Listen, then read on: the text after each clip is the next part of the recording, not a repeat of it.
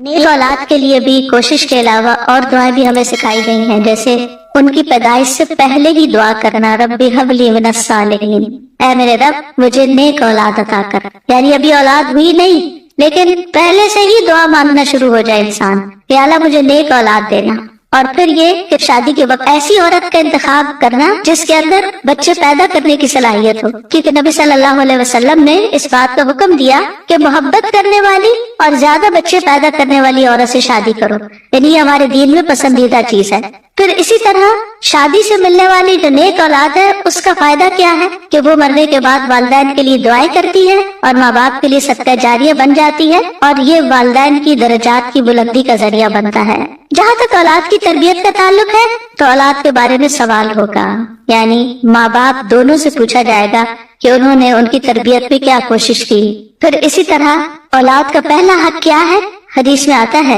نبی صلی اللہ علیہ وسلم نے فرمایا اپنے نطفوں کے لیے اچھی عورت کا انتخاب کرو، یعنی نیک عورت کا انتخاب کرو، اور دین میں ہم پلہ عورتوں سے نکاح کرو اور ہم پلہ مردوں کو اپنی بیٹیوں کا نکاح کر کے دو۔ پھر اسی طرح اچھے باپ کا انتخاب، رسول اللہ صلی اللہ علیہ وسلم نے فرمایا جب ایسا شخص تمہارے پاس نکاح کا پیغام بھیجے جس کے دین اور اخلاق سے تم مطمئن ہو تو اس سے اپنی بیٹی کا نکاح کرو، یعنی اوباش آوارہ لڑکے ہوں تو پھر ان کے ساتھ شادی نہیں کرو، کیونکہ شادی کے بعد کیا ہوگا، آپ کی بیٹی کو مصیبت میں ڈال دے گا۔ فرمایا اگر ایسا نہیں کرو گے تو زمین میں فتنہ اور زبردست فساد برپا ہوگا، یعنی پھر فساد ہی فساد، بگاڑ ہی بگاڑ۔ پھر اسی طرح ولادت سے پہلے شیطان سے حفاظت کی دعا سکھائی گئی کہ جب شوہر بیوی ایک دوسرے سے ملیں تو دعا پڑھیں، جیسے حضرت مریم کی والدہ نے دعا پڑھی تھی وَإِنِّي أُعِيذُهَا بِكَ وَذُرِّيَّتَهَا مِنَ الشَّيْطَانِ الرَّجِيمِ۔ کتنی خوبصورت دعا ہے کہ اللہ میں اس بچی کو بھی اور اس کی آئندہ آنے والی ذریت کو بھی تیری پناہ میں دیتی ہوں شیطان سے بچا کر۔